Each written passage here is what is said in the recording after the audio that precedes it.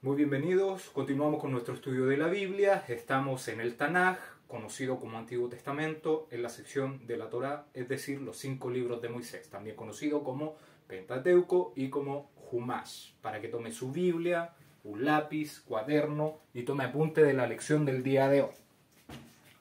La porción de maná que el Todopoderoso nos da para este Shabbat, este día santo, este día especial, es el capítulo 25 del libro de Shemot.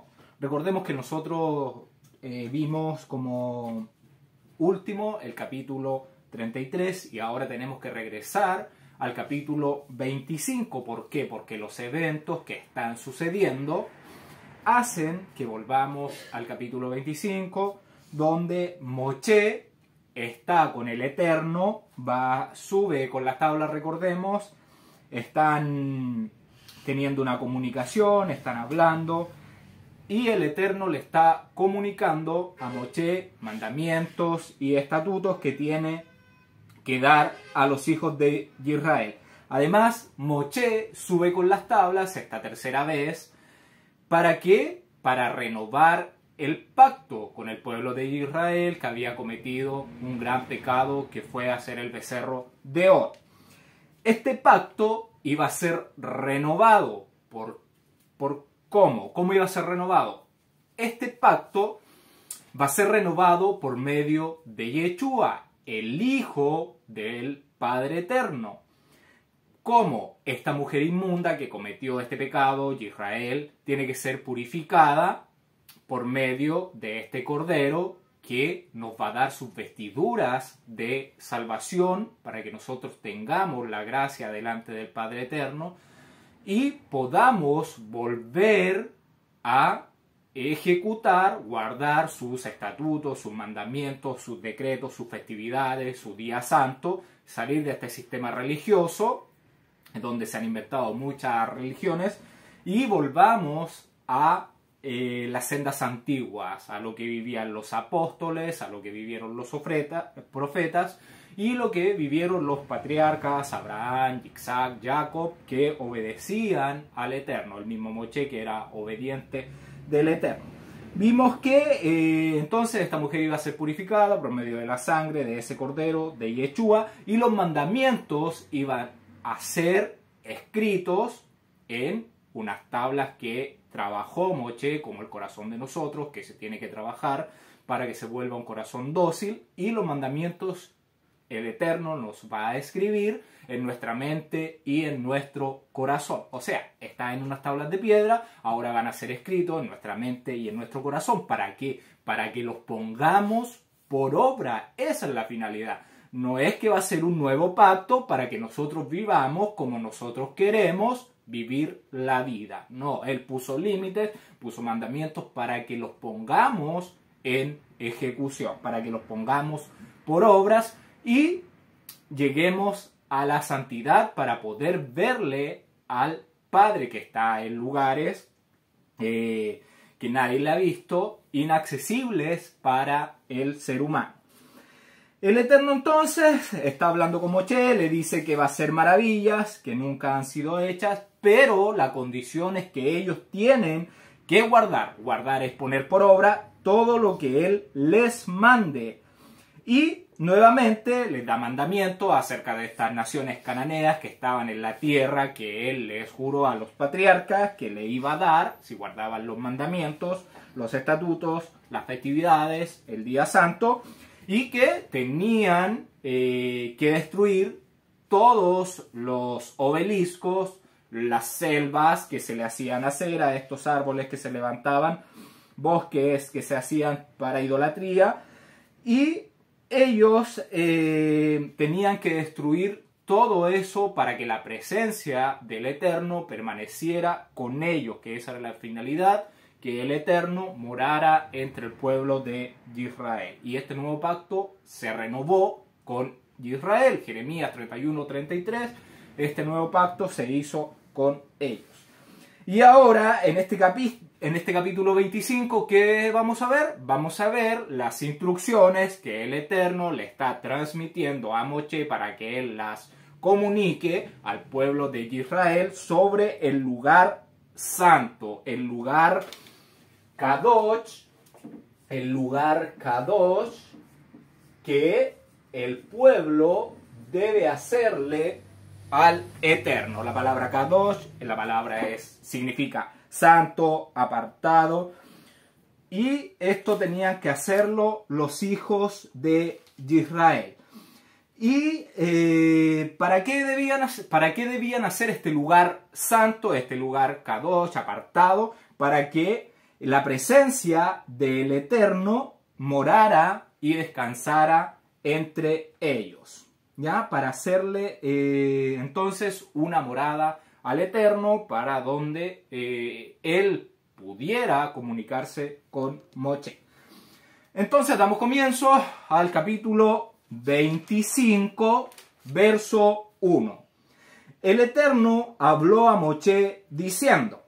El Creador, entonces, ¿qué le está diciendo? Le está continuando, dándole instrucciones a Moshe. Estamos en la tercera vez que sube a la cima del monte Sinaí, donde la nube lo cubrió nuevamente. Se le dieron unas instrucciones y recordemos que esta tercera vez Moshe estará nuevamente por 40 días y 40 noches, los dará un total de 120 días que Moshe está reunido con el Eterno. Y 120 nosotros sabemos que es un tiempo establecido como el tiempo de prueba de la humanidad, donde somos probados qué camino vamos a elegir, si la luz o si las tinieblas, lo bueno o lo malo. Hay dos caminos.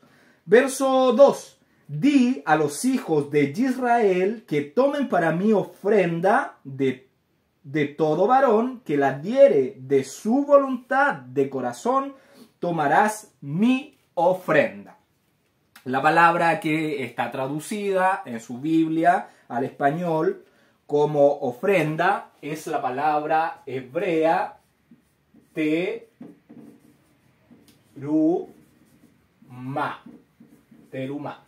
Es importante que estas palabras se vayan aprendiendo porque en la Torá, en la Biblia, vemos que el pueblo de Israel tenía 5 formas de dar a los pobres, a los sacerdotes. Entonces eran 5 formas. Entonces nosotros vamos a ir aprendiendo que esta terumá era una forma de dar. ¿Qué significa terumá? Es la palabra H hebrea 8641. El significado, según el diccionario Strong, es tributo o también presente elevado. Esta ofrenda que el Eterno le estaba pidiendo a los varones del pueblo de Israel debe darse entonces de corazón, de forma voluntaria. ¿Qué quiere ver el Padre Eterno con esto? Quiere ver cómo tú lo das, cuánto tú lo das y con cuánto tú te estás quedando. Ya lo que tú estás dando para su servicio, cómo lo estás dando, si lo estás dando de corazón o te sientes realmente obligado o presionado a dar algo que tú no quieres dar. Por eso el verso lo menciona y lo hace mención de que debe ser voluntario y de corazón. La voz o la palabra terumá hace mención o alude a algo que es levantado o algo que es elevado. En este caso está aludiendo a la elevación espiritual que se le está dando a los materiales que serán donados, que serán regalados, ofrendados por el pueblo. ¿Por qué? Porque van a ser utilizados en la construcción de la estructura del santuario, de un lugar especial, un lugar santísimo, un lugar Kadosh, apartado solamente para el Eterno. Este santuario era un lugar que no tenía acceso cualquier persona, sino el ministro del Eterno, el sumo sacerdote y también los sacerdotes que ministraban, ordenaban el lugar. Esta entonces es una forma de las 5 que se encuentran en la Torá. Vamos a nombrarlas para que usted vaya conociendo. Tenemos la terumá, tenemos la sedaká, que la sedaká es conocida como limosnas en la Biblia. ¿Ya? En la Biblia muchas veces se traduce como limosna, pero una mejor traducción debería ser justicia a los pobres. Ya cuando uno le da una justicia, le da una ofrenda a los pobres.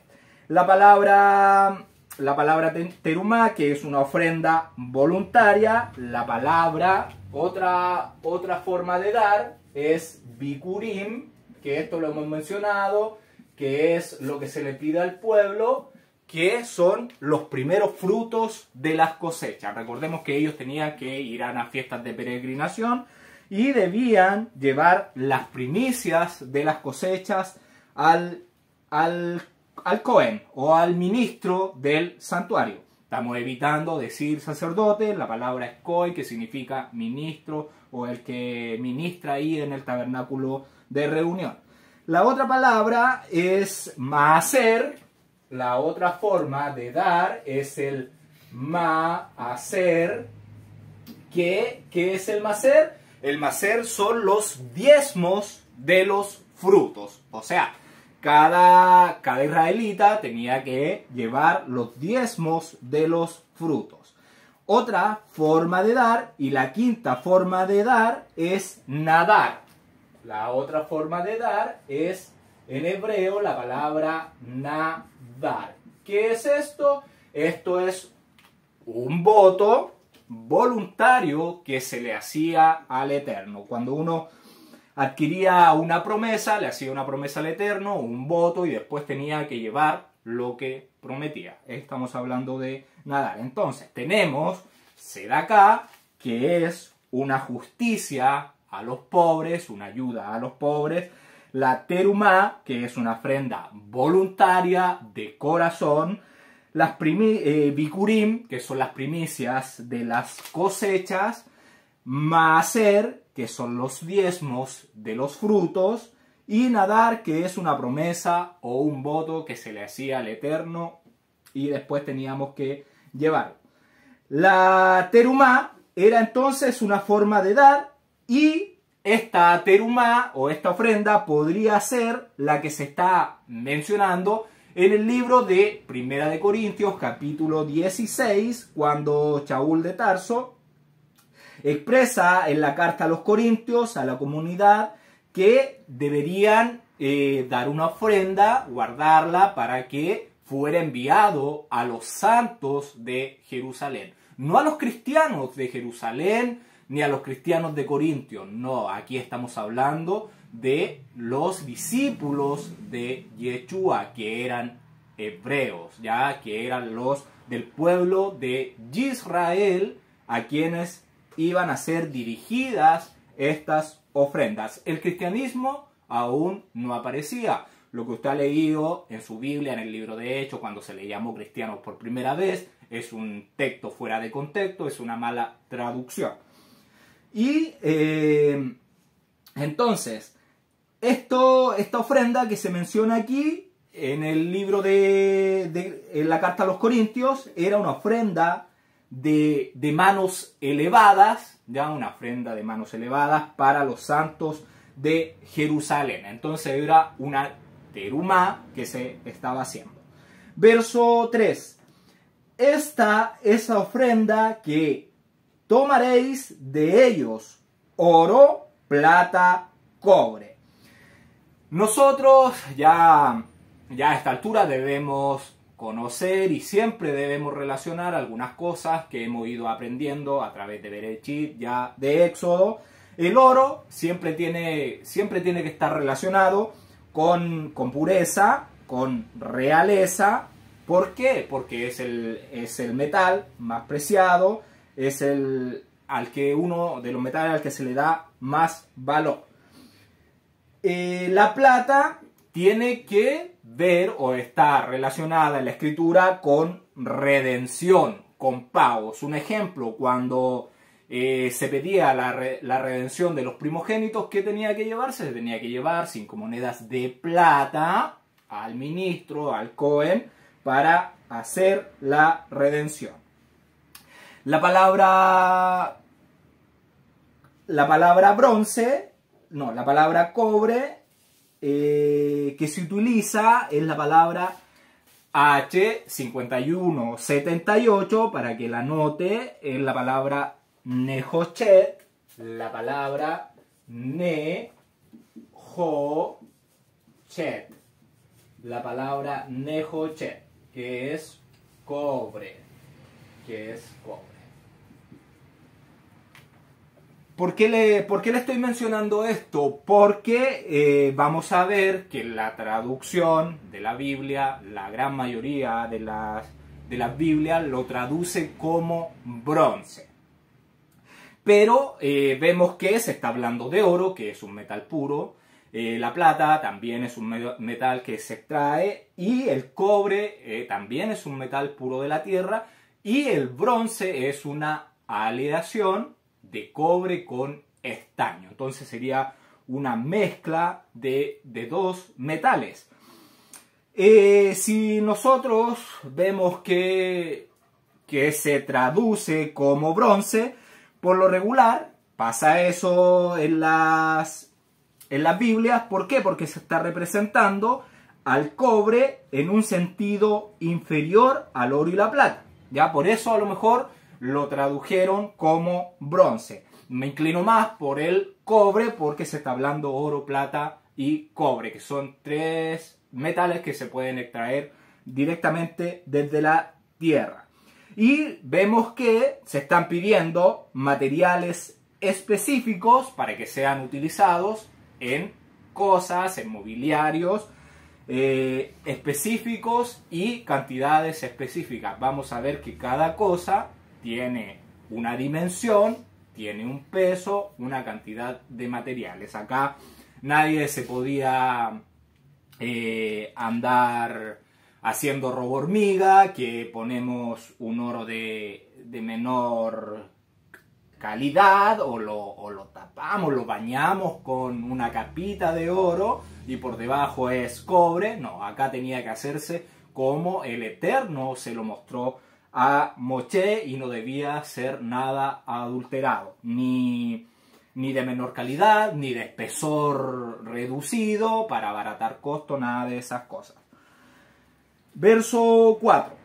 Azul, continuamos con los materiales que se van a donar. Azul, púrpura, carmesí, lino fino, pelo de cabras. ¿Qué está hablando acá? Está hablando de tela. Vimos metales, ahora está hablando de telas. El azul siempre tenemos que asociarlo, es una figura del cielo, o el color del agua marina, que sería un color turquesa. Esta tintura se obtenía de la sangre, se dice que se obtenía de la sangre de un animal llamado gilazón. Se lo voy a anotar. Gilazón, de un animal, gilazón.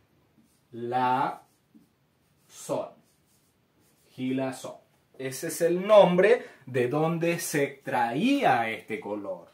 Las cosas tenían que ser teñidas, no es que venían del color que se está diciendo. Entonces, llamado gilazón, que podría ser un pez o un invertebrado. No se tiene claro de dónde se obtenía.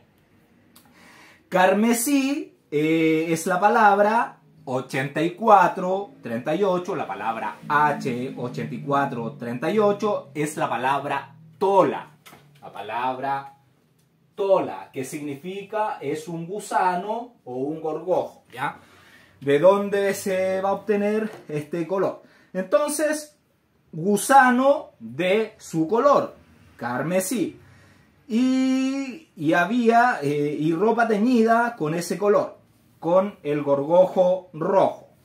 Podría ser entonces un rojo mezclado con un poco de blanco lo que resultaría en un tono anaranjado o incluso rosado. Y esta tintura entonces se obtenía del tola, del gusano de ese nombre y de ese color.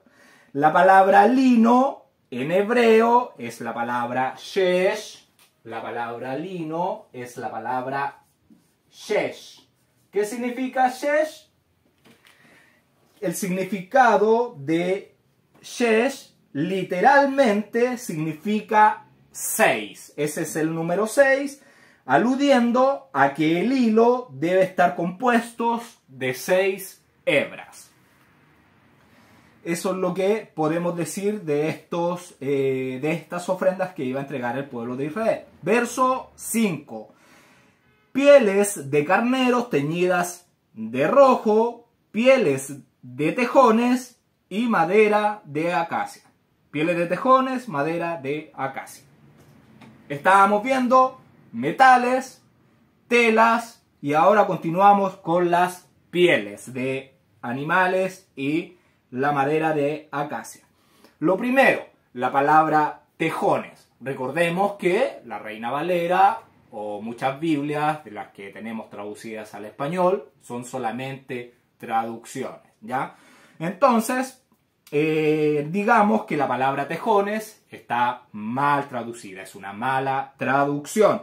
La palabra utilizada es la palabra H8476 del diccionario Strong. Usted puede ir a su diccionario, lo puede descargar en Google, puede poner diccionario Strong PDF y tiene que aparecer la opción descargar PDF en algún lugar y lo puede descargar. Y si usted quiere buscar, yo le doy el número acá de la letra H8476, va a buscar por la letrita. El diccionario está separado en hebreo y en griego, H y la G.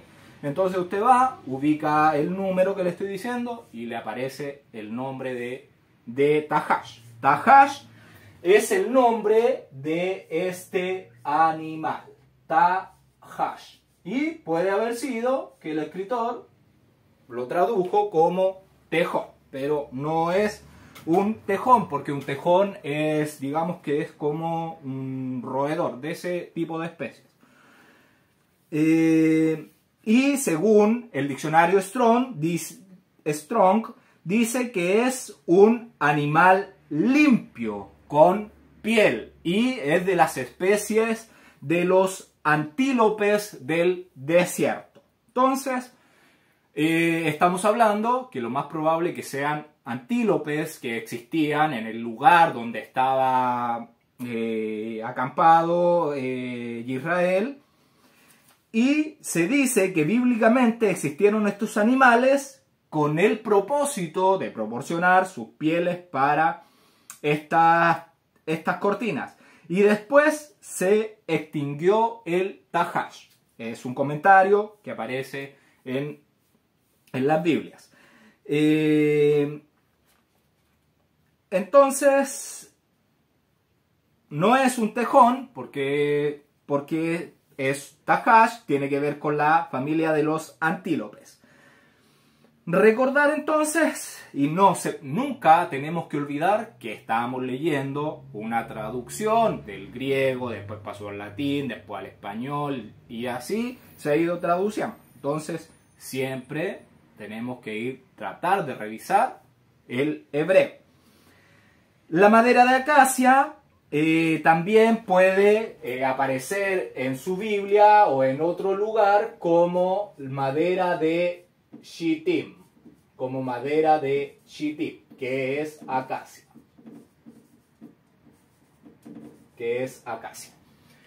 Esta madera de acacia es un árbol que se daba en el desierto. Ahí no sé qué tan cerca del campamento, pero se daba en el desierto. Era un árbol que se daba en ese lugar. ¿Por qué se utilizaba esta madera? Porque esta madera es muy dura, es incorruptible, que daría permanencia a lo que iban a construir, era sólida y esta madera entonces no se arruinaría con la con la putrefacción con la que va deteriorándose la madera, ni por plagas que podrían venir. Es incorruptible esa madera. Entonces, es un árbol muy duro y que tiene espinas. Esta es un árbol de acacia. Usted lo puede buscar en su celular, en su PC, en su tablet, y para que vea de qué estamos hablando. Entonces, con este árbol se confeccionaría el arca que guardaría el pacto con las 2 tablas que iban a ser escritas por el dedo de Dios. Vemos un árbol. Nosotros sabemos que en la escritura un hombre es una figura de un árbol. Entonces, si nosotros sabemos ya que un árbol es una figura de nombre, podemos saber que este árbol está representando a Yeshua, al Hijo del Todopoderoso, que va a guardar los mandamientos, que es incorruptible porque no pecó, él es puro, y es un árbol con espinas, ya con espinas, esas espinas que le fueron dolor, con los que lo golpearon, con los que lo pincharon. Entonces vemos una figura del Mesías con este árbol de acacia. Y las raíces de este árbol ayudan a que disminuya la erosión de la tierra. Entonces, si nosotros somos como este árbol, tenemos los mandamientos del Padre Eterno, ejecutamos estos mandamientos, la tierra, que somos nosotros porque somos tierra, entonces no se erosionará, producirá fruto, ¿ya? Y eso es lo que la figura de este árbol, que sus raíces proporcionan que el terreno no se vuelva desértico sin fruto. Vemos entonces las pieles de estos animales que iban a utilizarse, que se iban a utilizar como protección, como cobertura, y eso proveían a este santuario. Y siempre que estamos leyendo esto del santuario, de los artefactos, del mobiliario, siempre nuestra mirada tiene que ir apuntada hacia Yeshua y hacia nosotros mismos, porque nosotros somos el santuario donde tenemos que guardar los mandamientos en nuestro corazón, en nuestra arca del pacto, en los mandamientos del Todopoderoso. Estamos cubiertos de piel. El Cordero nos dará una piel para cubrirnos con esas vestiduras blancas, puras, que tenemos que mantener sin manchas, obedeciendo los mandamientos, no viviendo como nosotros queremos, sino cuando lleguemos a las bodas del Cordero, vamos a estar con unas vestimentas impresentables para tal magnífico suceso. Vemos entonces protección y cobertura de parte de estos animales, y que es necesario que el sacrificio, que el corbán de animales se haga para cubrir las transgresiones de nosotros. Verso 6. Aceite para el alumbrado, especias para el aceite de la unción y para el incienso aromático. Vemos que ahora se está pidiendo aceite. ¿Qué aceite se utilizaba? Aceite de oliva. Aceite para el candelabro, para el candelabro que debía encenderse. El Cohen debía encender la menorá. El candelabro es conocido como la menorá. Aquí lo vamos a anotar. Menorá.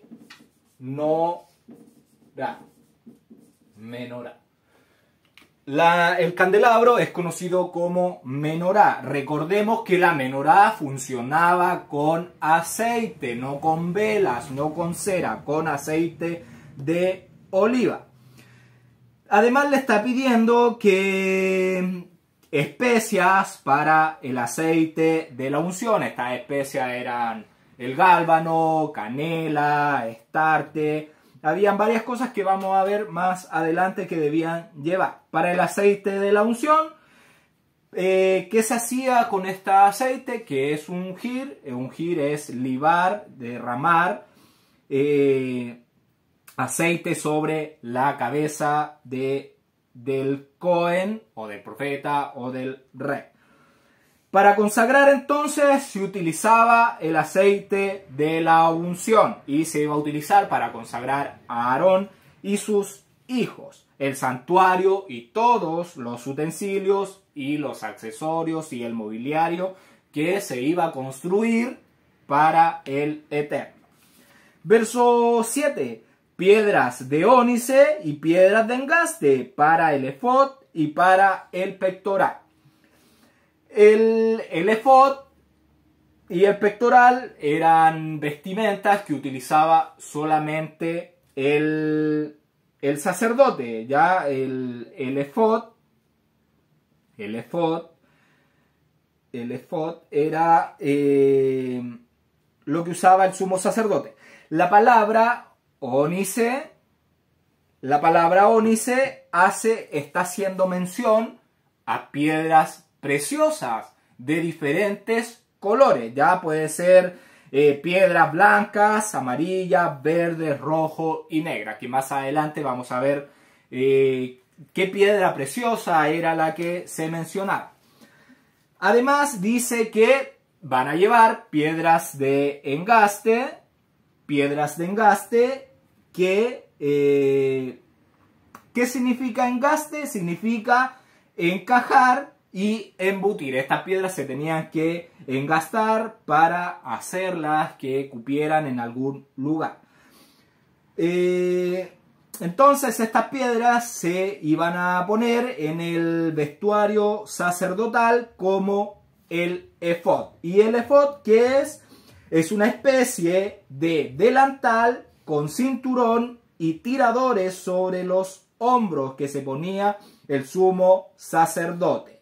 El pectoral es la palabra H2833, la palabra Hochen. La palabra Hochen. Este es el nombre del pectoral. La palabra efod está traducida del hebreo como efod, pero la palabra pectoral está traducida, la palabra Hochen está traducida como pectoral, pero debería traducirse como se tradujo efod, debería traducirse como Hochen. ¿Qué significa? Contener o destellar. Eso significa pectoral o Hochen. Tal vez, ¿por qué se le da esta definición? Porque tenía un bolsillo que contenía el Urim y el Tumim que utilizaba el sacerdote. Entonces, el efod era una especie de túnica que tenía aquí su cuello y era acá abierto por los costados y se unía con unas tiras. Y el pectoral era un cuadrado que medía una cuarta, digamos, por ambos lados. Tenía las 12 piedras, representantes de las 12 tribus de Israel, y el sacerdote se lo ponía encima del efod. Ustedes búsquenlo para que me entiendan lo que les estoy hablando. Pectoral, entonces, usado solo por el sumo sacerdote. Eso tienen que memorizarlo. Pectoral solamente usado por el sumo sacerdote. Verso 8. Y harás un santuario para mí, y habitaré en medio de ellos. ¿Para qué iban a hacer el santuario? Para que el Eterno viviera, habitare, morare en medio de el pueblo. La palabra que está traducida como santuario es la palabra hebrea mikdash. La palabra mikdash. ¿Qué significa? Significa santuario. Significa el significado, bueno, está traducida como santuario. El significado de Mikdash significa cosa o lugar consagrado, apartado para el Eterno. ¿Por qué? Porque es en este lugar donde moraría la presencia de Él. Y además viviría en medio de este pueblo. ¿Y qué es lo que quiere el Eterno? Quiere permanecer en medio del pueblo. ¿Y dónde más quiere permanecer? ¿Dónde más quiere morar la presencia, el aliento del Todopoderoso? En nuestros corazones. Y es ahí donde tenemos que guardar los mandamientos y obedecer estos, ponerlos por obra. Verso 9. Conforme a todo lo que yo te muestre, el diseño del tabernáculo y el diseño de todos sus utensilios, así lo haréis. ¿Qué le está diciendo? Que conforme a todo lo que Él le muestre, conforme a todo lo que el Eterno le muestre, debe hacerlo. No inventarse nada, no sacar las cosas fuera de contexto, ya inventando su propia religión. La palabra tabernáculo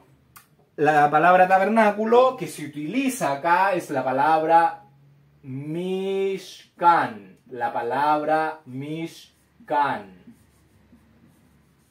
¿Qué significa la palabra Mishkan? La palabra Mishkan significa residencia, choza de pastor, guarida de animales. Entonces, es una morada donde una residencia móvil. Y Moshe tiene que hacer todo de acuerdo a los diseños que le fueron mostrados en la cima del monte. O sea, cuando baje, tiene que realizar tal cual se lo mostró. ¿De qué forma lo vería? ¿Cómo se lo mostró? ¿Un holograma? No sabemos, no se da la información cómo vio todo esto Moshe.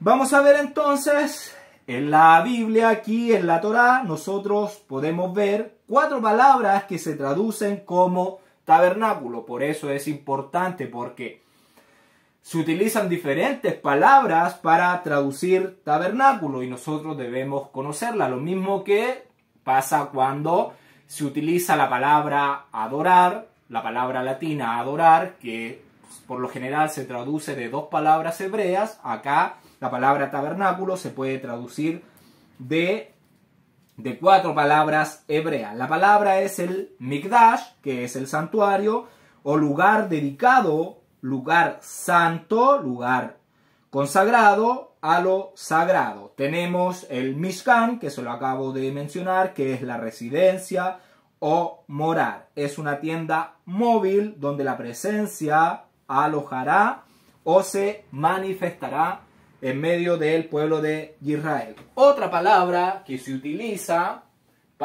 o que es traducida como tabernáculo es la palabra Sukkah. Si usted lee Levítico 23, está la fiesta de los tabernáculos. La palabra que se utiliza es la palabra Sukkah, ya que también está traducida como tabernáculo. Otra palabra que se utiliza como tabernáculo es la palabra Ohel. Entonces tendríamos estas 4 palabras que muchas veces se traducen como tabernáculo. Tabernáculo.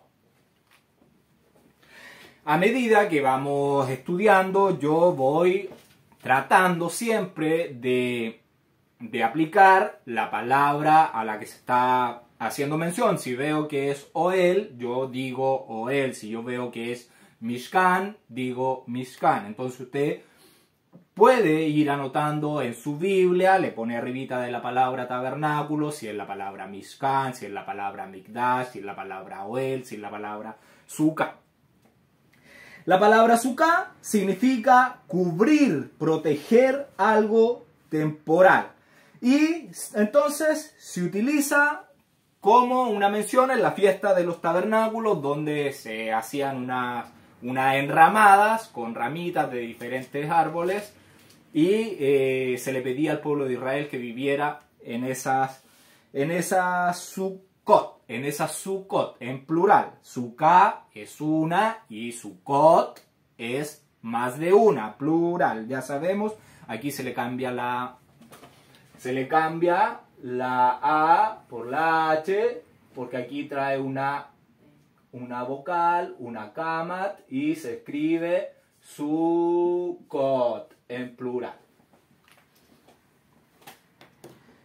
Y la palabra Oel, que es otra forma de mencionar tabernáculo, es un lugar de encuentro, tienda de campaña o de reunión. Y aparece en Éxodo 33:7, la palabra tabernáculo que se utiliza ahí es la palabra Oel. Y en el capítulo 26 también aparece la palabra Oel. Por eso le dije que lo vamos a ir viendo y yo se lo voy a ir anunciando. Verso 10. Harás también un arca de madera de acacia, cuya longitud será de 2 codos y medio, su anchura de codo y medio y su altura de codo y medio. La palabra que está traducida en su Biblia al español es la palabra hebrea Aarón. La palabra hebrea Aarón. No es la misma palabra de Aarón, el hermano de Moisés. Esta otra palabra. Trae otras letras hebreas que se utilizan. La palabra es la número H727. ¿Qué significa? Caja. ¿Por qué? En el sentido de recolección.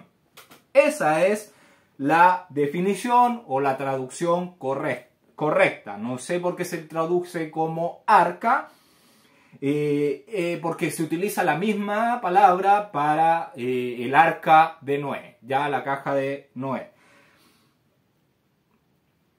Entonces, ¿qué le está diciendo el Todopoderoso? Le está diciendo, harás una caja de madera de acacia. Y podemos ver que es el primero, el arca de acacia, la caja de acacia, es el primer mobiliario que se le está pidiendo a Moshe que haga. Es el más importante. Es el más importante objeto que se le está pidiendo a Moshe. ¿Por qué? Porque ahí es donde van a estar los testigos del pueblo de Israel. Las tablas con los mandamientos, el maná, la vara de Aarón más adelante. Entonces, por eso se le está pidiendo esto. La acacia, ya sabemos, la palabra puede ser chitim. Ya en su Biblia puede aparecer con ese nombre o lo puede encontrar con ese nombre. El codo aproximadamente nosotros lo hemos dejado en este estudio para que sea un número más cerrado, es 50 centímetros. Entonces, si está diciendo que dice, harás una arca de madera de acacia cuya longitud, cuando habla de longitud, es el largo, será de 2 codos y medios, o sea, el largo de 2 codos y medio. Un codo, 50 centímetros. 2 codos, estamos hablando de 100 centímetros. Y eso equivale a 1 metro. Y medio codo sería, si un codo es 50, la mitad de 50 serían 25. Estamos hablando de 1 metro 25 que tenía que tener de largo. Entonces 2 codos y medios, su anchura de codo y medio. Un codo 50 y medio codo es 25 centímetros. Estamos hablando de 75 centímetros de ancho y su altura de codo y medio. Entonces 75 centímetros de alto. Les voy a hacer un pequeño dibujo. Siempre recuerden que no soy diestro en dibujar, así que les pido perdón por lo que voy a hacer. tenemos el largo, que está hablando que mide 1 metro con 25 centímetros. 1 metro con 25 centímetros. Tenemos el ancho de la caja. El ancho de la caja, que son 1,5 codos. Estamos hablando que desde aquí hasta aquí mide 75 centímetros. Y me está hablando la altura de esta caja. La altura de esta caja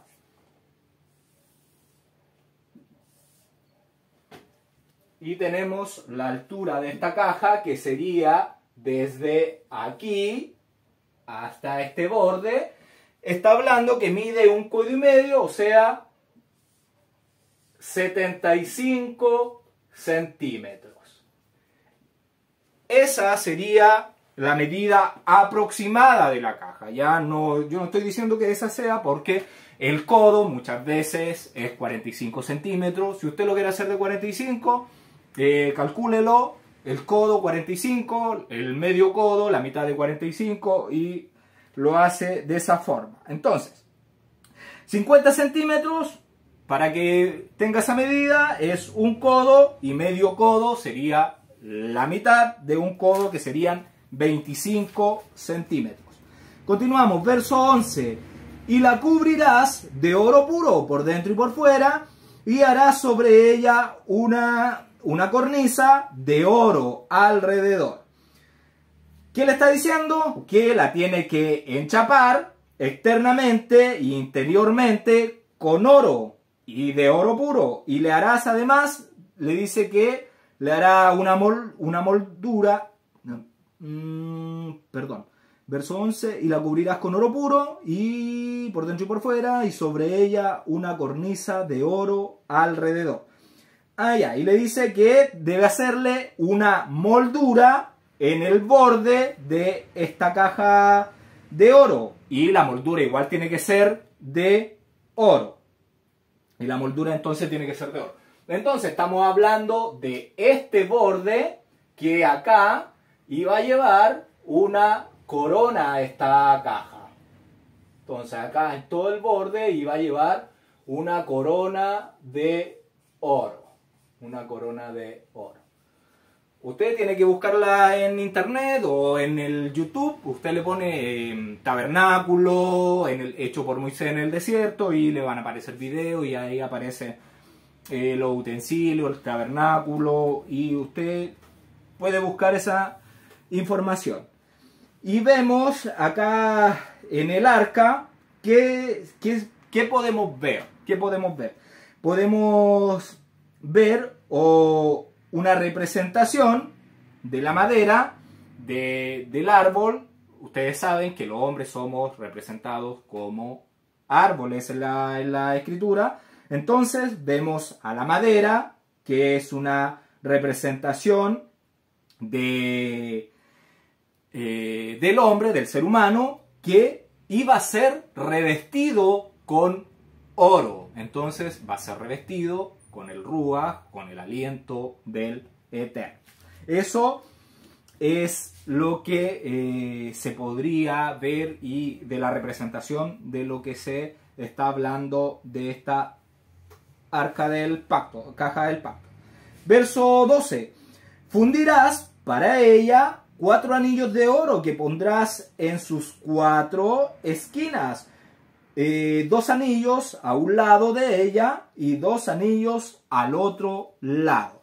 ¿Qué debían hacer entonces Moshe? Con los artesanos debían derretir los metales, en este caso debía ser de oro, para 4 anillos que pondrán en la caja del testimonio, ¿ya? Del testimonio, ¿por qué? Porque iba a contener las tablas del pacto, que son un testigo para Israel. Y nosotros sabemos que el 4, ya lo hemos visto, se asocia a los 4 puntos cardinales, o sea, hacia norte, sur, este, oeste, los cuatro puntos de la tierra, y que es toda la humanidad. estas argollas dice que se pondrán dos en cada lado de ella. No dice si son en el lado ancho o en el lado largo de la caja donde se iban a ubicar estos anillos. Pero acá lo vamos a dibujar, se ponía acá un anillo y acá otro anillo. Y después se introducían las varas en este sector, una vara en este lugar y la otra vara en este lugar. Y se trasladaba el arca. Leyendo la Torat Emet, dice que los anillos estaban puestos en el lado de la anchura de la caja, y cuando iba de frente iba en largo primero, mostrándose cuando caminaban con ella. Verso 13. Harás unas varas de madera de acacia, las cuales cubrirás de oro. Acá está hablando de dos varas que se utilizarían para transportar la caja del pacto, porque el arca no se podía tocar, ya no podían llegar y tomarla, y no, porque esto es algo santo, es algo sagrado, apartado. Solamente los sacerdotes tenían acceso a llevar esta caja del pacto, y con varas no podían llevarla, llegar y tomar la caja y llevarla, no.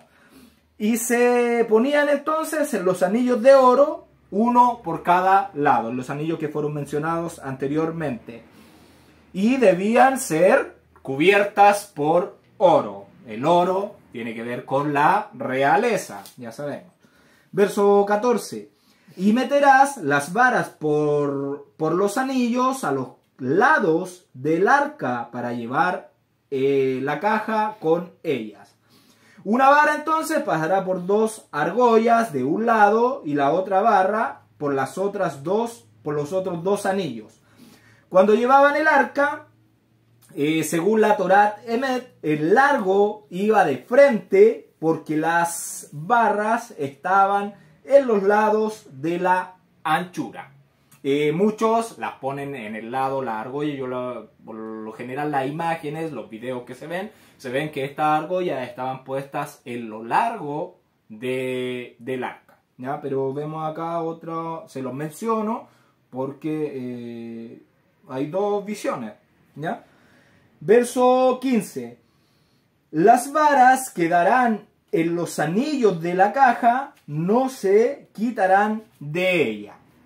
Una vez que ya se le ponían las varas que estaban recubiertas por oros al arca, a la caja, entonces se mantendría lista para ser trasladada y no se le quitarían las varas de su lugar. Verso 16.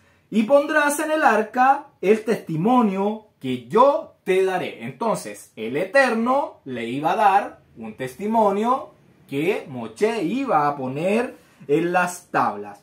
La palabra testimonio significa prueba o testigo del pacto. Eso es lo que le iba a entregar el Eterno. Y le voy a invitar a que vayamos con nuestra Biblia al libro de Éxodo, capítulo 34, verso 1. Éxodo, capítulo 34, verso 1. Y el Eterno dijo a Moshe: alízate 2 tablas de piedra como las primeras, y escribiré sobre esas tablas las palabras que estaban en las tablas primeras que quebraste. Entonces, esto iba a ser lo que el Eterno le iba a entregar a Moshe, donde el Elohim de Israel, el poderoso de Israel, iba a escribir con su dedo las palabras, las mismas que estaban en las primeras tablas que Moshe quebró, o sea, los mandamientos, todos esos que fueron exclamados por el Eterno, que había que poner por obra y que hay que poner por obra, Y les voy a pedir que me acompañen con su Biblia nuevamente, por favor, al libro de Éxodo, ahora al capítulo 39, Shemot, capítulo 39, perdón, 34, Shemot, capítulo 34, verso 28, 34, verso 28, dice: y él estuvo allí con el Eterno 40 días y 40 noches, no comió pan ni bebió agua, y escribió en las tablas las palabras del pacto, los 10 mandamientos. Eso iba a ser el testimonio que le iba a dar el Eterno para que pusiera dentro de la caja. Entonces, las tablas de la renovación del pacto. No es un pacto nuevo, con una mujer nueva, con una iglesia nueva, con el cristianismo, con el catolicismo, con los protestantes, no, es con Israel y los mismos mandamientos. Y los gentiles que quieren obedecer al poderoso de Israel, se injertan al pueblo de Israel. Les voy a pedir que vayamos, por favor, al libro de Éxodo, capítulo 16, verso 33. Shemot, capítulo 16, versos 33 y 34, vamos a dar lectura. Dice: y dijo Moshe a Aarón: toma una vasija y pon en ella un gomer de man, y ponlo delante del Eterno para que sea guardado para vuestros descendientes. Y Aarón lo puso delante del testimonio para guardarlo como el Eterno lo mandó a Moshe. Entonces vemos otro testigo del desierto, que estuvieron en el desierto, que el Eterno los mantuvo por 40 años de vida en el desierto, los mantuvo con alimentos y iba a ser guardado también en la caja del testimonio como testigos para los descendientes del pueblo de Israel. Verso 17: y harás un propiciatorio de oro fino, cuya longitud será de 2 codos y medio y su anchura de codo y medio. Propiciatorio, la palabra es la palabra número H3727, la palabra hebrea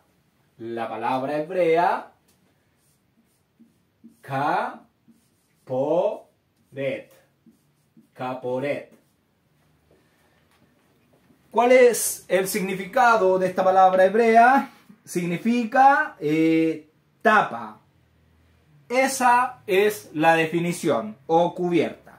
La raíz primaria de la palabra caporet es la palabra kafar. Recordemos, toda palabra hebrea tiene una raíz primaria de donde derivan las demás palabras. En este caso es la palabra kafar, que significa cubrir, cubierta. Entonces, caporet es una tapa o cubierta que debía llevar esta caja. Pero acá le pusieron propiciatorio. ¿Por qué se le pone propiciatorio? Porque es algo donde se está pidiendo, intercediendo por algo para que sea concedido.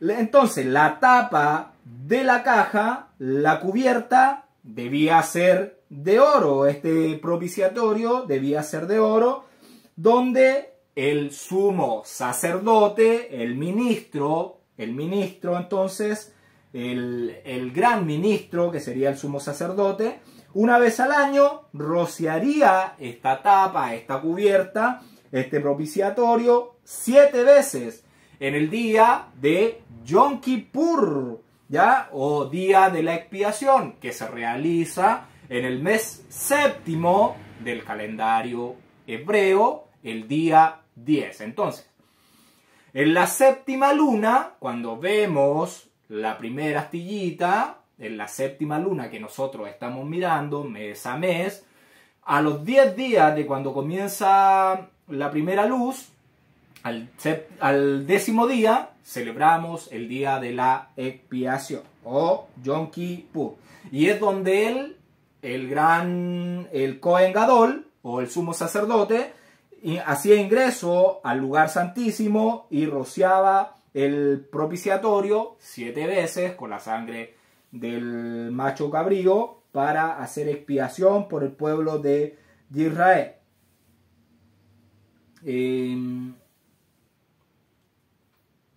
Entonces hacía reconciliación entre el pueblo y el Eterno.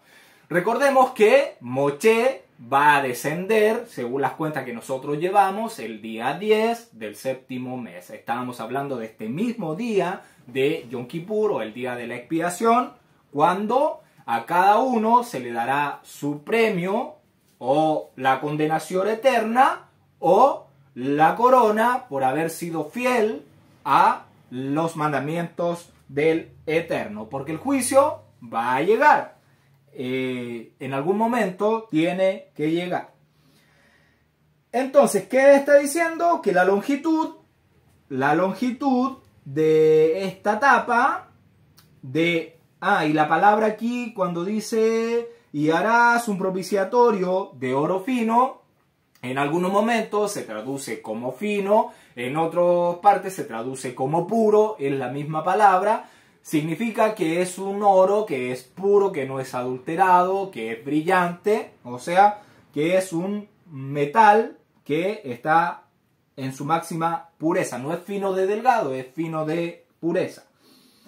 Cuya longitud, o sea, el largo será de 2 codos y medios. O sea, estamos hablando 2 codos, 50 centímetros un codo, 2 codos, 100 centímetros, que equivale a 1 metro, y medio codo, que es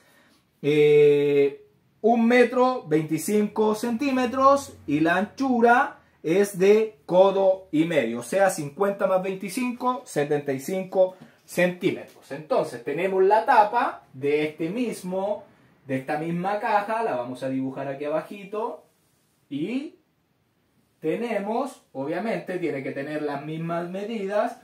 La longitud dice que es 1 metro 25 centímetros. Y dice que la anchura, entonces, de este extremo a este extremo, es de 75 centímetros. Y lo que equivaldría a las mismas medidas de la caja. Entonces, sentaría perfectamente en su lugar. Verso 18. Harás también 2 querubines de oro labrado a martillo, los harás en los 2 extremos de la tapa.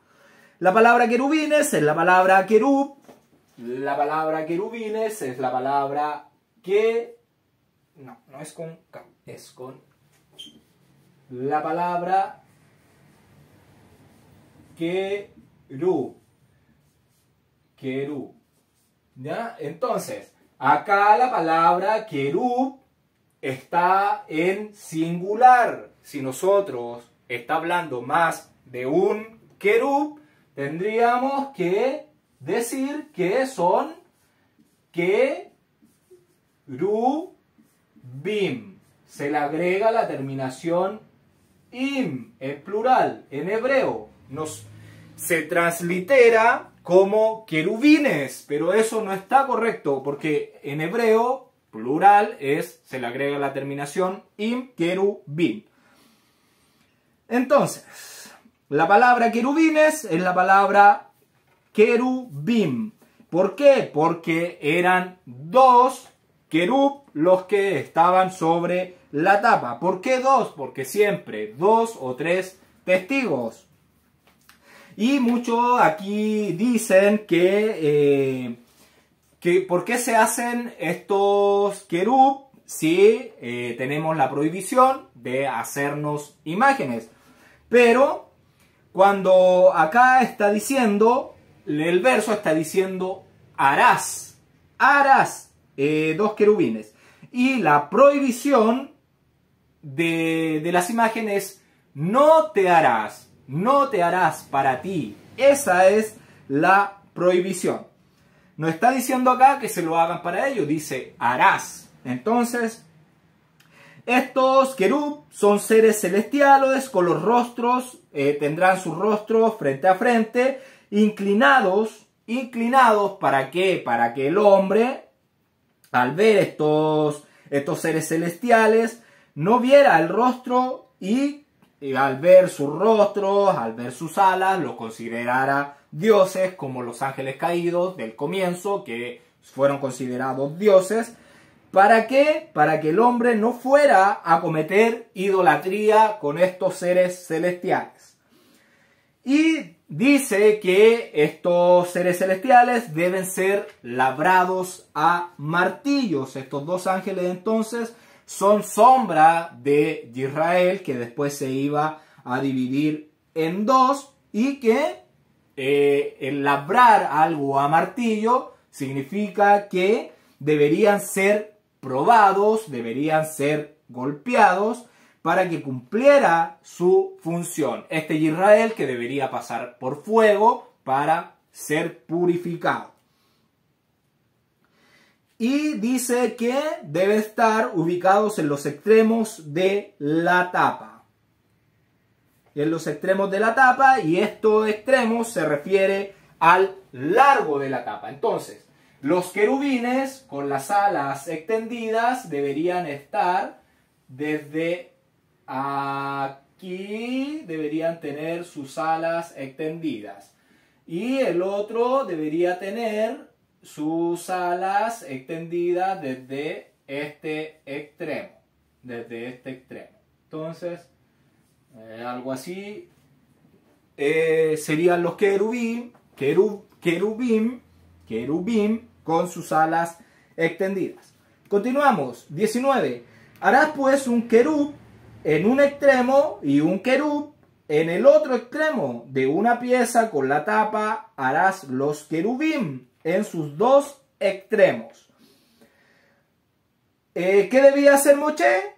Debía ser la tapa más los querubín, una sola pieza, un solo bloque debería ser esta tapa con los querubín, entonces de un solo bloque y de oro fundido. Acá el trabajo que, no sé, tan rudimentario en el periodo que se estaba haciendo este santuario, con estos mobiliarios, con estas medidas, con estos metales, con estas pieles, el trabajo, la calidad, el conocimiento, la sabiduría de estos artesanos, es difícil de imaginar el trabajo que se estaba realizando. Si hoy con la tecnología, con los medios que tenemos, ya es más fácil, pero ellos no tenían todas las facilidades que se tienen hoy en día. Una, para tener los metales, las pieles, la madera, ¿ya? Y cómo construir, cómo hacer que estos metales alcancen la temperatura, los moldes como deberían hacerlo. Tenían un gran trabajo y una gran destreza para hacerlo. Verso 20. Y los querubín extenderán por encima las alas, cubriendo con sus alas la tapa, sus rostros el uno enfrente del otro, mirando a la tapa, los rostros de los querubines. ¿Qué está diciendo? Que las alas de ambos querubín debían estar extendidas hacia el centro de la cubierta, cubriéndola, y sus rostros deberían estar orientados hacia la tapa. ¿Para qué? Para que el hombre no viera sus rostros y no fuera a cometer idolatría. Verso 21. Pondrás la tapa encima del arca, y en el arca pondrás el testimonio que yo te daré. No se podía poner la tapa encima del arca sin que se introdujera el testimonio que el Eterno le iba a dar a Moshe. Bueno, Moshe obviamente iba a bajar con las tablas y después iban a construir estos mobiliarios, ¿ya? Y le voy a pedir que vayamos con nuestra Biblia al libro de Éxodo, capítulo 24, verso 2. Libro de Éxodo, capítulo 24, verso 12. Verso 12.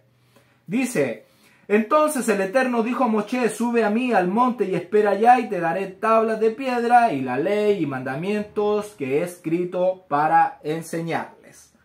Eso era lo que Moshe iba a introducir en el arca del pacto. Las tablas de piedras, la Torá y los mandamientos que el Eterno le iba a dar. Se colocaría entonces la tapa del arca una vez que ya se hubieran colocado dentro del arca las tablas del testimonio y el maná. Verso 22.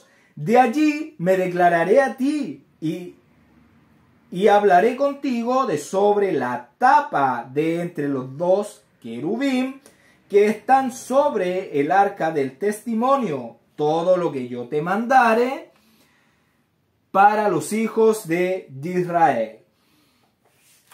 ¿Qué le está diciendo el Eterno? Que desde allí es donde se establecerán los encuentros contigo, le está diciendo Moshe. Desde allí te daré instrucciones desde arriba de la cubierta del arca del pacto, de entre los dos querubín. ¿Y qué debe hacer Moshe juntamente con el pueblo de Israel? Poner por obra todo lo que el Creador le mandare. No ser como palabras que se lleva el viento, sino ejecutar. Cuando Dios nos pide algo es para que lo pongamos por obra, no para que lo dejemos. Abierta la Biblia en el Salmo 91 que funcione como un mantra. No, es leer la instrucción, poner por obra sus solemnidades, sus mandamientos, sus instrucciones. Desde el arca entonces se manifestará. ¿Por qué? Porque se convertiría en el trono del Eterno en la tierra.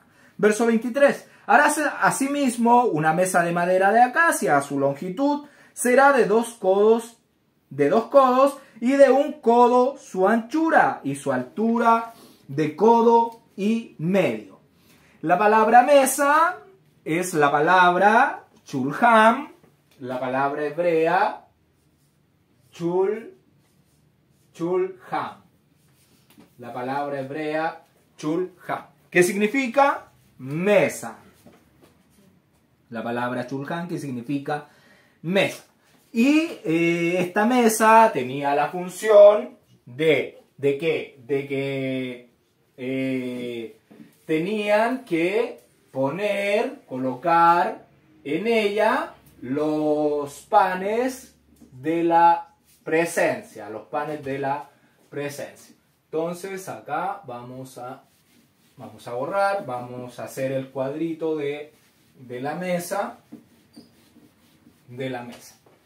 Entonces tenemos una mesa que de anchura tenía 1 metro, de largo 1 metro, de ancho 50 centímetros y de alto 75 centímetros. Entonces, el largo o la longitud es 1 metro, que serían 2 codos.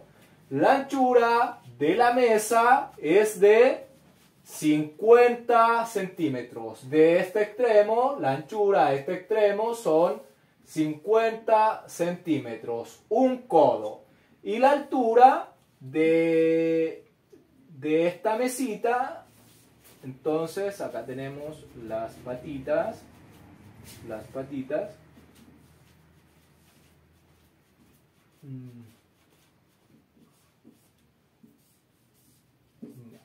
Y la altura dice que es de 75 centímetros, de 1 codo y medio. Dice entonces, su longitud será de 2 codos y medio, o sea, su longitud será de 2 codos y medio. 2 codos son 50, entonces 1 metro 25 centímetros. Esa es la longitud,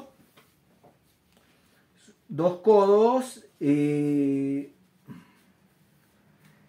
harás asimismo una mesa de madera de acacia, su longitud será de 2 codos y de 1 codo su anchura, perdón, era de 2 codos, sí, estaba bien, 1 metro, su anchura de 1 codo, 50 centímetros, y su altura de codo y medio, o sea, 75 centímetros, la anchura aquí, desde la base a la patita, 75 centímetros.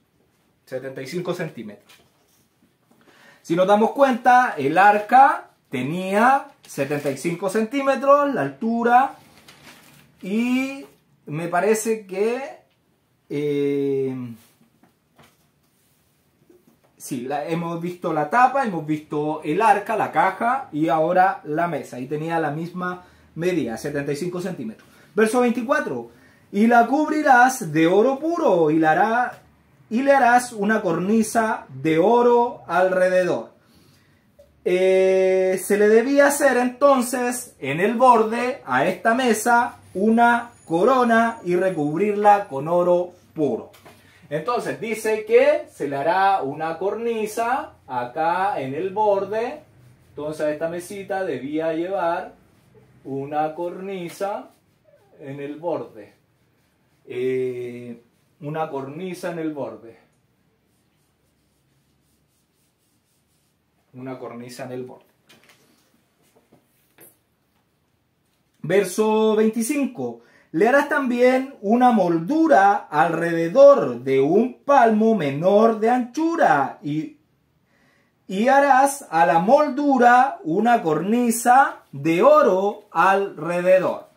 Al parecer, la cornisa de oro alrededor es la misma que se estaba mencionando en el verso anterior, pero la moldura se cree que va aquí de 1 palmo menor. Estamos hablando de 8 a 10 centímetros, que es como para tapar el borde de la madera de acacia y la unión con las patitas, ¿ya? Entonces por todo ese alrededor se haría la moldura de 1 palmo menor. ¿Cuánto es 1 palmo menor? Estamos hablando de 8 a 10 centímetros. Para ver las medidas y para tener como un testimonio, una muestra, vamos a leer el libro de Jacer en el capítulo 76, en el verso 53, para saber de cuánto estamos hablando.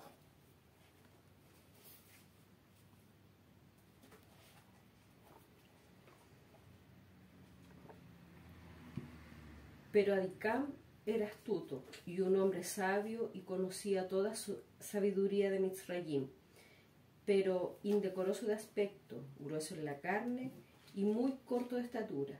Su altura era de 1 codo, 50 centímetros. Gracias. El libro de Jacer nos está dando un dato importante, que 1 codo es 50 centímetros. Está haciendo mención de Adicam, que era el rey, el último rey de Mizraim, el faraón, y que mide 50 centímetros, 1 codo. Entonces ahí tendríamos que 1 codo es 50 centímetros. Y si me puede ayudar con el libro de Jacer, capítulo 77, verso 6. Y Adicam era extremadamente feo, y él era de 1 codo y 1 palmo, 65 centímetros. Gracias.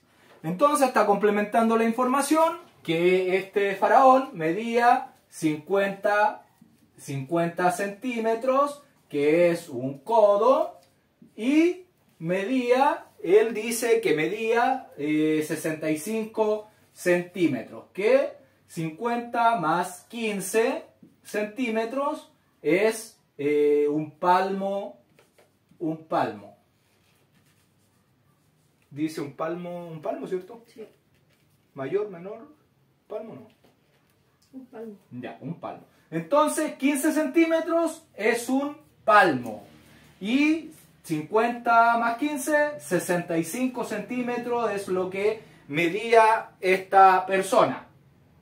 Y tenemos que estos 15 centímetros se medía con el dedo, el pulgar extendido y los 4 deditos. Entonces, desde aquí hasta aquí deberían haber 15 centímetros. Este es un palmo. Este es un palmo con el dedito pulgar estirado, ¿ya? Algo así. Y tenemos que el palmo menor es los 4 deditos. Bueno, parece un pie, pero no. Desde aquí, los 4 deditos juntos, esto un palmo menor, palmo menor, palmo menor. La medida es 8 a 10 centímetros. 8 a 10 centímetros. Entonces, tenemos codo, 50 centímetros. Palmo, 15 centímetros. Palmo menor, 4 deditos, 8 a 10 centímetros. Por eso estamos diciendo que la moldura que se le estaba dando, y harás a la moldura una cornisa de oro alrededor de un palmo. Dice el verso 25, le harás también una moldura alrededor de un palmo menor. Estamos hablando que eso mediría de 8 a 10 centímetros. Verso 26. Y le harás 4 anillos de oro, los cuales pondrás en las 4 esquinas que corresponden a sus 4 patas. ¿Qué le está diciendo? Que tiene que hacer 4 argollas, como lo hizo con la caja. Perdón. Y deben ser fijadas cada una en cada pata de la mesa. O sea, se hizo la moldura que tapa ahí como la unión de la madera de acacia con las patas. Y ¿dónde deberían ir las argollas? Debería ir en esta patita y por el otro lado de las patas. ¿Por qué? Porque se iban a utilizar nuevamente varas para trasladarla. Verso 27. Los anillos estarán debajo de la moldura para lugares de las varas, para llevar la mesa. Entonces, ¿qué está diciendo? Que las argollas para sostener las varas usadas para cargar y para trasladar esta mesa, la shulchan, serán puestas cerca de la moldura. Verso 28. Verso 28. Harás las varas de madera de acacia y las cubrirás de oro, y con ellas será llevada la mesa. Se utilizarán entonces estas varas que deberá ser para transportar la mesa. Estamos viendo que se va a hacer un santuario, un mishkan, una tienda que es móvil, debe trasladarse porque estaban en el desierto, tenían que recorrer cierta cantidad de kilómetros y todo debía poder trasladarse. Y como eran cosas santas, cosas sagradas, debían trasladarse de esa forma. Verso 29. Harás también sus platos, sus cucharas, sus cubiertas y sus tazones, con que se libará de oro fino los harás. Acá oro fino, oro puro, deben ser entonces fabricadas con oro puro, sin impurezas, un oro brillante, no adulterado. Fino, en algunos lados se traduce como fino, en otros lados se traduce como puro, ¿ya? Así que eso es un dato para que lo vean. La palabra libará, ¿qué significa? Derramar. Eso es libación o vaciar. Eso es libará. La palabra platos eran los moldes para los panes de la presencia. Las cucharas eran las cucharas que se utilizaban para el incienso que se derramaba sobre el pan de la presencia. Verso 30. Y pondrás sobre la mesa el pan de la proposición delante de mí continuamente. Acá la palabra hay que mejorar la traducción. Porque acá tenemos la palabra que está traducida al español como proposición y le sigue la palabra delante. Estas dos palabras, la palabra proposición y la palabra que aparece como delante, es la palabra panim. La palabra hebrea panim. La palabra hebrea panim. Que es la palabra hebrea H6440. ¿Qué significa esta palabra? ¿Cuál es la definición? Rostro, faz, presencia, semblante. Con esas palabras se podría traducir y la palabra delante es la palabra 6440. La misma palabra panim, rostro, faz. Entonces, en hebreo lo que dice es Benatata al Hashulhan Lehem Panim Le Fanai Tamim. ¿Ya? ¿Por qué? En español, ¿qué dice? Dice, y pondrás sobre la mesa el pan de la presencia o de la faz. ¿Ya? En mi faz o en mi presencia. Eso es realmente lo que quiere decir el versículo. Este pan consistía en 12 unidades que se hacían con la harina más fina y eran puestos en 2 hileras de 6 sobre la mesa delante del semblante. ¿Qué es el semblante? Es el parecido, la apariencia del parecido del Eterno. Eran renovados cada Shabbat, cada séptimo día eran puestos y eran renovados. Solo los sacerdotes podían comer de este pan, eran para ellos. El número entonces de los panes representaban las 12 tribus de Israel, porque eran 12 panes. Las 2 hileras representan las 2 futuras casas que en algún momento se divide, y por ponerlos aquí, o sea, delante de la presencia, representaban a Israel puestos como santos y dedicados al Eterno, porque Israel es santo y bendito al Eterno. Y la aceptación del Creador como su poderoso. Eso es lo que representa estos 12 panes en 2 hileras de 6. Ya todo tiene que ver con Israel. El pan, recordemos que es un símbolo del alimento que el Eterno nos da, sea físico o sea espiritual, dando satisfacción y con el cual nosotros experimentamos que el Ruach del Eterno está en nosotros. Nosotros al alimentarnos con la Torá, entonces sentimos que experimentamos que el Ruach, que el soplo del Eterno está con nosotros, que nos lleva a la obediencia de estas leyes, de estos mandamientos que dan vida. Y que podemos ver que nosotros, si este pan que solamente lo podían comer los sacerdotes, y si nosotros nos estamos alimentando de su palabra cada Shabbat, cada día de reposo, representa que nosotros nos alimentamos del pan de la presencia, de esta luz que nos da el Eterno y que nos haría ministros de el Eterno.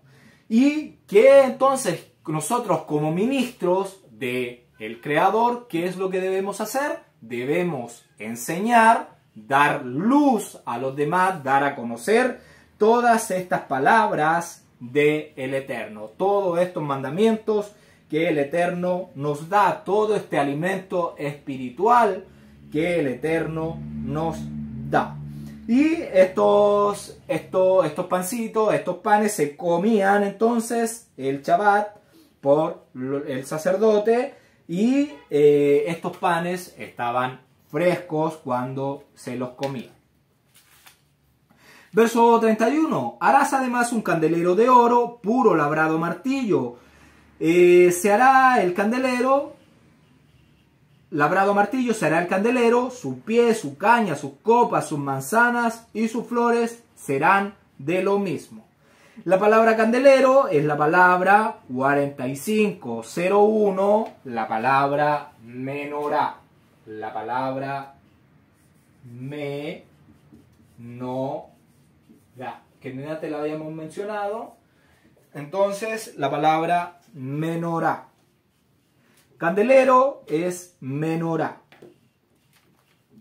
Debía ser hecha, este mobiliario debería ser hecho de oro puro, de una sola pieza y cincelado a martillo.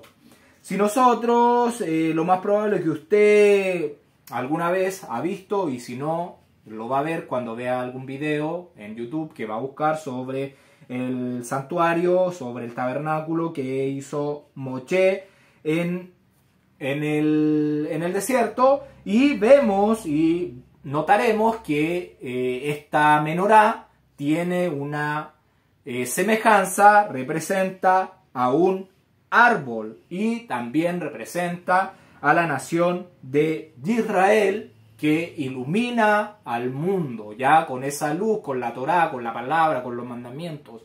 Esa es la luz que ilumina al mundo. Verso 32. Y saldrán 6 brazos de sus lados, 3 brazos de la menorá de un lado y 3 brazos al otro lado. Tenemos, voy a dibujar algo.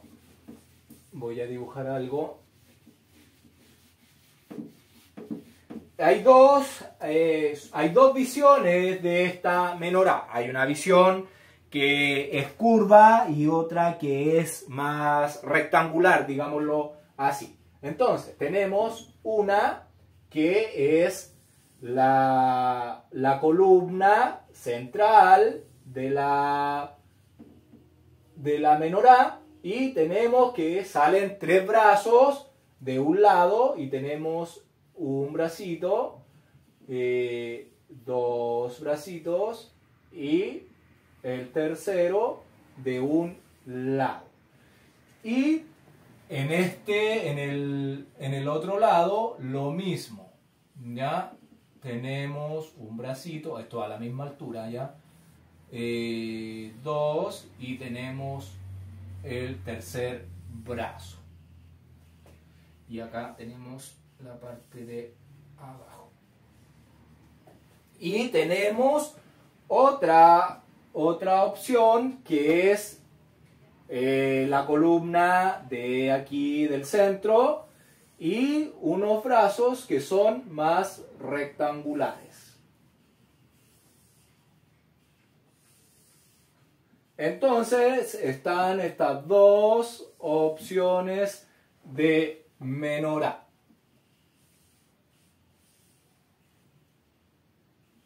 Y son como un árbol. Si nosotros miramos, son estos van como a la misma altura. ¿Sí? A mí no me quedan tan perfectos. Entonces tenemos esas dos opciones. Y aquí tiene el aceite que está encendido por el ministro, por el Cohen. Tenemos esas dos opciones. ¿Y qué podemos decir de la menorá? Entonces, que tiene representa un árbol, que representa a Israel iluminando a las naciones. También, ¿qué más? Que es una representación de Yeshua, que ilumina el mundo, que nos da luz por medio de su sacrificio.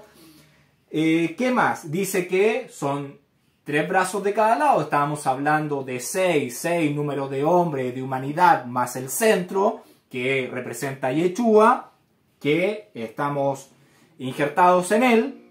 Entonces sería la humanidad más Yeshua, o sea, la humanidad del pueblo que obedece a los mandamientos del Todopoderoso. El Israel que obedece, que vence con él, sería 6 más Yeshua, serían 7 completos, 7 brazos. ¿Qué más?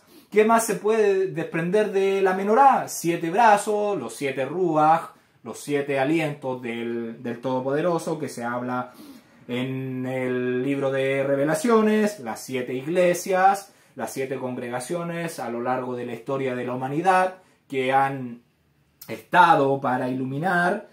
¿Qué más? ¿Qué más? Hay varias cosas que pueden desprenderse de la menorá. Se cree entonces que la forma curva de los brazos laterales es incorrecta, ¿ya? Pero no se tiene la certeza. Según el rabino Rashi y el Rambam, posiblemente se deriva esta forma curva, se deriva del grabado en piedra del candelero que se encuentra en el arco de Tito en Roma. Se dice que cuando los romanos destruyeron el templo, sacaron las cosas, llevaron la menorá y que se hizo ese grabado en las piedras ahí en el arco de Tito en Roma y que por eso se cree que la menorá es curva. Y tenemos la otra opción que es más rectangular. Verso 33. 3 copas en forma de flor de almendra en un brazo, una manzana y una flor, y 3 copas en forma de flor de almendra en otro brazo, una manzana y una flor. Así en los 6 brazos que salen del candelero. Entonces aquí está hablando de que cada brazo tiene una manzana y una flor y 3 copas en forma de flor de almendra. La palabra manzana también es traducida como esfera. Entonces vamos a hacer cada bracito de estas copas, lo vamos a guiar en este.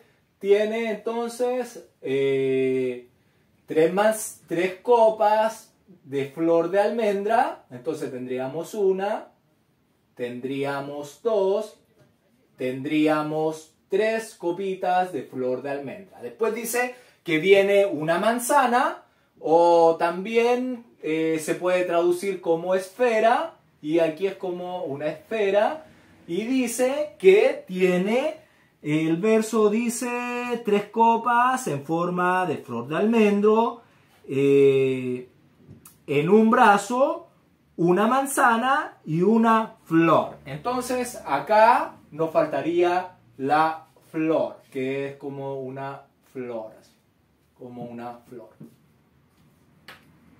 como una flor. Entonces eso es lo que está describiendo el verso, ¿ya? Yo estoy tratando de ponerlo en dibujo, pero por si usted no pudiera buscarlo, si tiene para buscarlo, lo busca. Y cada brazo tiene eso. Cada bracito, usted si lo dibuja, tiene que dibujárselo a los 7 brazos. Cada brazo entonces debe tener 3 copas decoradas, cada una con una esfera y una flor. ¿Ya? Lo que dibujamos. Verso 34. Y en la caña central de la menorá, 4 copas en forma de flor de almendra, sus manzanas y sus flores. Entonces, en la central debería tener lo mismo, debería tener esto mismo acá, pero acá se le tiene que agregar otra flor. Aquí esta la tiene aquí en el pie, porque aquí está la base donde esto se separa, se mantiene derecha, y dice que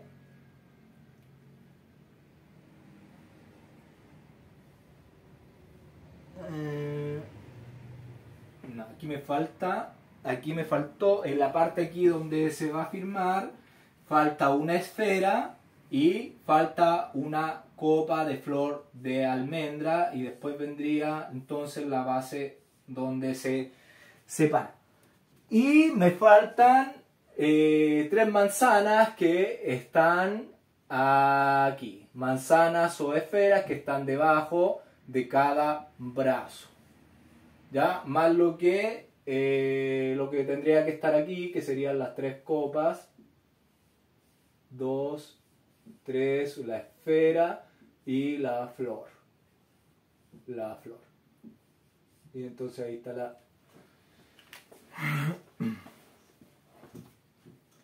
verso 34. Entonces, la caña central de la menorá, 4 copas en forma de flor de almendra. Tendríamos las 3, 1, 2, 3, lo que van en la parte de arriba, más la que va acá abajo, 4. 4 en forma de flor de almendra, sus manzanas y sus flores. Entonces le hicimos sus flores y sus manzanas. Verso 35. Habrá una manzana debajo de 2 brazos del mismo, otra manzana debajo de otros 2 brazos del mismo, y otra manzana debajo de los otros 2 brazos del mismo, así para los 6 brazos que salen del candelero. Aquí, ¿de qué está hablando? De estas esferas que están debajo de estos brazos, debajo de los 2 brazos. Debajo de los 2 brazos. Y ahí estarían las manzanas. Ahí estarían las manzanas. O esferas. Verso 36. Sus manzanas y sus brazos serán de una pieza. Todo ello una pieza labrada a martillo de oro puro. ¿Qué está diciendo? Las esferas o manzanas, lo que aparece como manzanas, y sus brazos serán de una pieza con ella. La columna o barra central debería ser de una sola pieza. Labrada a martillo, ¿qué significa? Que es la prueba a la que fue sometido Yeshua como una sombra, como una figura de esta menorá, que va a ser labrada a martillo.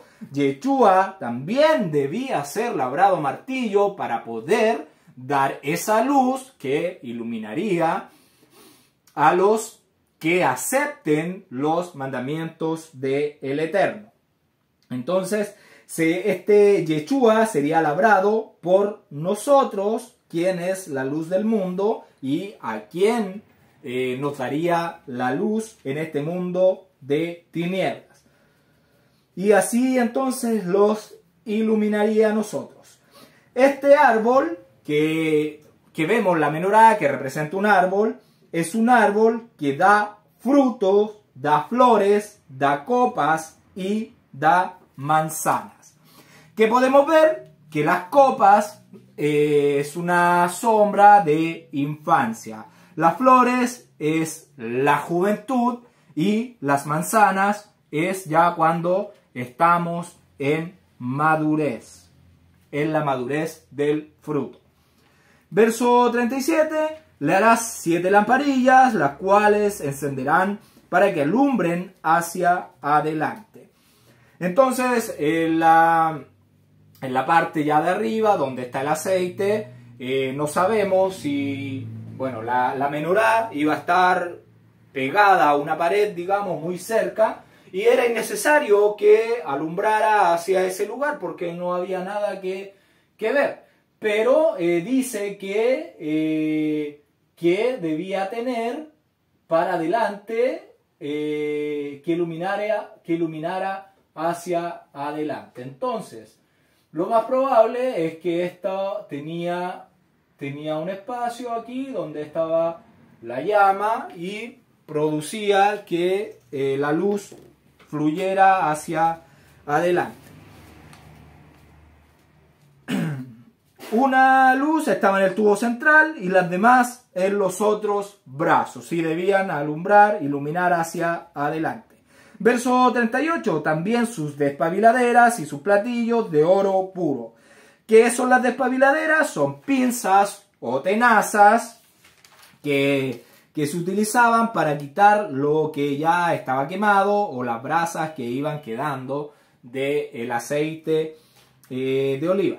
Los platillos es un tiesto para las brasas o los residuos que iba produciendo la menorá al estar encendida. Ya todo lo quemado se iba poniendo en estos platillos. Y debían hacerse de oro puro. La menorá era de oro puro. Verso 39. De un talento de oro puro lo harás con todos estos utensilios. La palabra talento es la palabra hebrea kikar. Esa es la palabra que se traduce como talento. ¿Qué significa kikar? Significa moneda grande. Y la menorá más todos sus utensilios deberían pesar un kikar de oro. La Torat Emet, la Biblia Torat Emet, aproximadamente este kikar lo equivale a 57 kilogramos. Otra medida que saqué de la Biblia Dios habla hoy la equivale a 33 kilogramos. La Biblia Torah viviente lo equivale a 30 kilómetros. ¿Qué conclusión podemos tomar? Que esta es una medida que puede variar entre 34 a 61 kilogramos. Era un utensilio bastante pesado con el que debía caminar los sacerdotes, trasladarlo. Recordemos, bueno, más adelante vamos a ver que se le dan bueyes y era la forma de trasladar porque igual era un objeto bastante pesado para ir 1 kilómetro, 2 kilómetros cargando. Verso 40.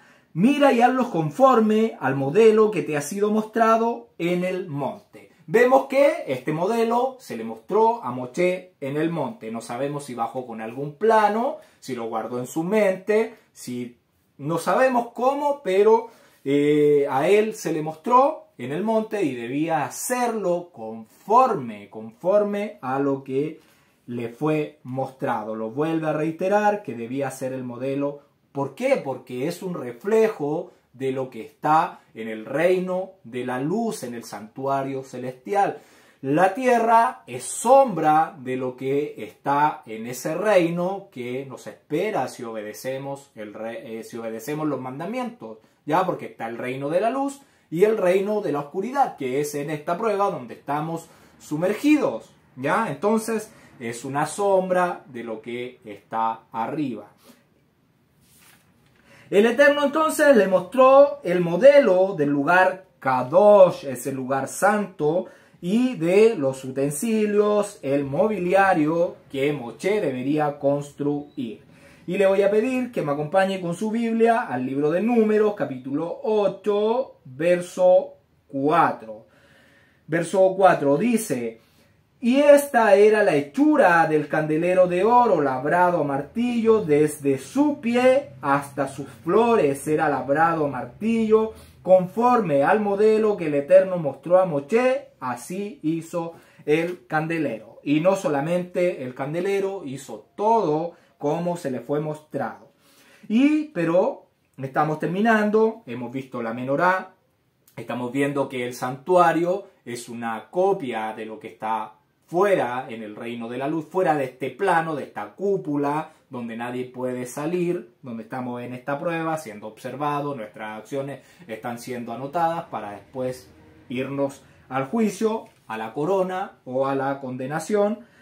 Si vemos entonces, en el libro de Apocalipsis se menciona una menorá, cuando dice que el Cordero está alrededor, hay unas menorá que están. Entonces es una sombra de la menorá celestial, que es, y la menorá ya vimos que se asocia con el Mesías, el aceite ¿Con qué se relaciona el aceite? Con el ruaj, con el aliento, con la obediencia, con la presencia del Todopoderoso. El oro está relacionado con la pureza, con la realeza. Los 7 brazos están relacionados con las 7 congregaciones, los 7 ruaj del Eterno. La luz de esta menorá, ¿con qué está relacionado? Con la palabra del Eterno, que es luz para nosotros y para todos. Estos entonces son símbolos que representan al Mesías. El medio, y el Mesías es el medio por el cual el Eterno ilumina a toda su creación. Ilumina con su esplendor, con su semblante, que es el Mesías, su representación, su semejanza, que ilumina el mundo. Hasta aquí hemos llegado. Que el Todopoderoso le bendiga y le guarde. Que el Todopoderoso haga resplandecer su rostro sobre ti y tenga de ti misericordia. Que alce su rostro sobre ti y ponga en ti paz. Gracias por ver los videos y que la Don Yeshua les bendiga.